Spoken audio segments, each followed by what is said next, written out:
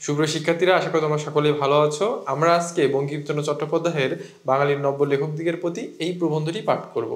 আমরা প্রবন্ধ পাঠের যে পদ্ধতি আছে, নিয়ম আছে, প্রথমে সেই নিয়মটি সম্পর্কে জানব এবং তারপরে আমরা মূল প্রবন্ধটি পাঠ করব। এবং তার পূর্বে আমরা আমাদের লেখক পরিচিতি, আমাদের শব্দার্থ টিকা এবং একই সঙ্গে আমাদের পাঠ পরিচিতি, আমাদের এই অংশটিকে আমরা জানবো এবং যেটিকে আমরা পর্ব 1-এর মধ্যে থাকবো এবং পর্ব 2-এর মধ্যে থাকবে আমাদের প্রবন্ধের মূল আলোচনা এবং পর্ব 3-এ থাকবে প্রশ্নোত্তর পর্ব। তাহলে চলো আমরা আমাদের যে কবি পরিচিতি আছে সেটি সম্পর্কে ধারণা নিই। বঙ্কিমচন্দ্র চট্টোপাধ্যায় 1838 খ্রিস্টাব্দে জন্মগ্রহণ করে এবং তার মৃত্যু সনটা হচ্ছে 1894 সন এবং তিনি পশ্চিমবঙ্গের 24 পরগনার কাঁঠালপাড়া গ্রামে জন্মগ্রহণ করেন। তাহলে কোথায়? পশ্চিমবঙ্গের কোথায়? কাঁঠালপাড়া গ্রামে জন্মগ্রহণ করেন এবং বাংলা ভাষায় প্রথম শিল্পসম্মত উপন্যাস রচনার কৃতিত্ব তারই। তার পিতা যাদবচন্দ্র চট্টোপাধ্যায় ছিলেন ডেপুটি কালেক্টর। তার মানে ওই সময় তারা মোটামুটি ইউপিএসসির একজন, বা আমরা এখন বর্তমানে যেটাকে বিসিএস, তার একজন কর্মকর্তা ছিলেন তার বাবা, তাই না? এবং 1858 খ্রিস্টাব্দে কলকাতা বিশ্ববিদ্যালয়ের অধীনে বিএ পরীক্ষা উত্তীর্ণ প্রথম স্নাতকোত্তরদের মধ্যে তিনি একজন। পেশাগত জীবনে তিনি ছিলেন ম্যাজিস্ট্রেট। এ চাকরি সূত্রে খুলনার ম্যাজিস্ট্রেট হিসেবে যোগদান করে তিনি নীলকরদের অত্যাচার দমন করেছিলেন। দায়িত্ব পালনে তিনি ছিলেন নিষ্ঠাবান, যোগ্য বিচারক হিসেবে তার খ্যাতি ছিল। বাংলা সাহিত্য চর্চায় অসাধারণ সাফল্য অর্জন করেছিলেন তিনি।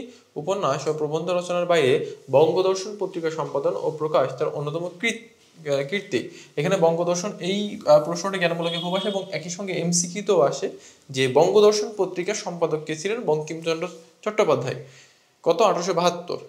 1852 খ্রিস্টাব্দে সংবাদ প্রভাকর পত্রিকায় কবিতা প্রকাশের মাধ্যমে, কোন পত্রিকা? সংবাদ প্রভাকর পত্রিকা প্রকাশের মাধ্যমে তার সাহিত্য চর্চা শুরু হয়। বঙ্কিমচন্দ্রের গ্রন্থ সংখ্যা হচ্ছে কত? 34। তার রচিত প্রথম উপন্যাস হচ্ছে দুর্গেশ নন্দিনী। তার অন্যান্য উল্লেখযোগ্য উপন্যাস হলো কপালকুণ্ডলা, মৃণালিনী, বীজবৃক্ষ, কৃষ্ণকান্তের উইল, চন্দ্রশেখর, আনন্দমঠ, দেবী চৌধুরানী, রাজসিংহ, সীতারাম। রাজমোহনস ওয়াইফ নামে একটি ইংরেজি উপন্যাসও তিনি রচনা করেন। এটিও গুরুত্বপূর্ণ একটি ইংরেজি উপন্যাস, রাজমোহনস ওয়াইফ। ধর্ম, দর্শন, সাহিত্য, ভাষা ও সমাজ বিষয়ক অনেক প্রবন্ধ রচনা করেছেন। লোকরহস্য, বিজ্ঞান রহস্য, কমলাকান্তের দপ্তর, সাম্য, কৃষ্ণচরিত্র, বিবিধ প্রবন্ধ ইত্যাদি তার গদ্য গ্রন্থ। বাংলা সাহিত্যে অসামান্য অবদানের জন্য তিনি সাহিত্য সম্রাট উপাধিতে ভূষিত হন। তাহলে তার উপাধি কি ছিল? সাহিত্য সম্রাট। এরপরে আমাদের যে শব্দার্থ টিকা আমরা একটু দেখি যে যশ মানে কি? যশ মানে হচ্ছে খ্যাতি, এক কথায়, ঠিক আছে? সুখ্যাতি, সুনাম বা কীর্তি। লোকরঞ্জন মানে হচ্ছে জনসাধারণের মনোরঞ্জন বা সন্তোষ বিধান। ধর্মবিরুদ্ধ মানে হচ্ছে নীতি নৈতিকতা বিরোধী। কোটেশন মানে হচ্ছে উদ্ধৃতি, মানে আমরা যখন কোনো হচ্ছে কারো কথাকে কোট করি তখন আমরা যেটা করি এরকম দুইটা চিহ্ন ব্যবহার করি, তাই না? এটাকে বলা হয় হচ্ছে কোটেশন। অলঙ্কার মানে হচ্ছে ভূষণ, প্রসাধন, শোভা, ভাষার মাধুর্য, উৎকর্ষ বৃদ্ধি করে এমন গুণ। এই অলঙ্কার কিন্তু একই সঙ্গে আমরা গায়ের অলঙ্কার বুঝি, আবার একই সঙ্গে আমাদের এই সাহিত্যের রচনার মধ্যে যে অলঙ্কারগুলোকে আমরা ব্যবহার করি সেগুলোকেও বোঝানো হয়। তো আমাদের এই প্রবন্ধে ওটিকেই বোঝানো হয়েছে, ঠিক আছে? ব্যঙ্গ মানে হচ্ছে পরিহাস বা বিদ্রূপ। কদাপি মানে হচ্ছে কখনো বা কোনো কালে। বাঙ্গালা মানে হচ্ছে বাংলা।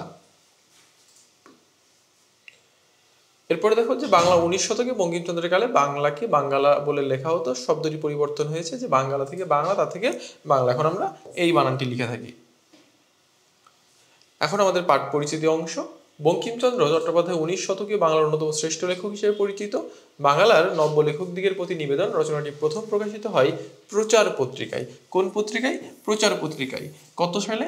1885 সালে।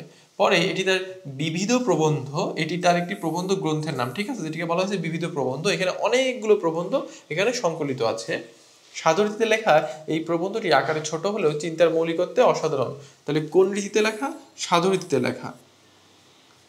বক্তব্যের তাৎপর্য বিচার করলে প্রবন্ধটি রয়েছে সর্বকালীন বৈশ্বিক আবেদন। নতুন লেখকদের প্রতি তিনি যে পরামর্শ এখানে উপস্থাপন করেছেন তার প্রতিটি বক্তব্যই পালনযোগ্য।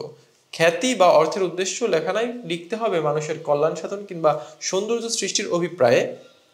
বঙ্কিমচন্দ্রের মতে অসত্য, নীতি নৈতিকতা বিরোধী কিংবা পরনিন্দার উদ্দেশ্য প্রণোদিত বা স্বার্থতারিত লেখা পরিহার করা বাঞ্ছনীয়। তিনি বলতে চান নতুন লেখকদের কিছু লিখে তাৎক্ষণিকভাবে না ছাপিয়ে কিছুদিন অপেক্ষা করে পুনরায় পাঠ করলে লেখাটি সমৃদ্ধ হয়ে উঠবে।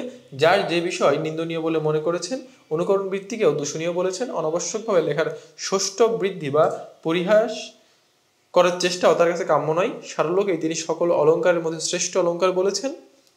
সর্বোপরি বস্তুনিষ্ঠার উপর গুরুত্ব আরোপ করেছেন। এভাবেই এই ছোট লেখাটিতে তিনি লেখকের আদর্শ কি হওয়া উচিত তা অত্যাবশ্যকীয় শব্দ প্রয়োগে উপস্থাপন করেছেন।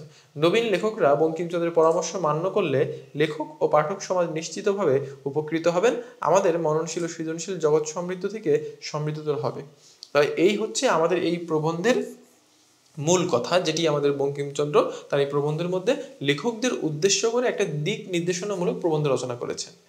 তো প্রিয় শিক্ষার্থীরা, আমরা আমাদের যে পর্ব 1 ছিল সেই পর্ব 1-এর মধ্যে আমরা আমাদের যে বিষয়গুলো আলোচনা করার কথা ছিল সেগুলো আলোচনা করলাম।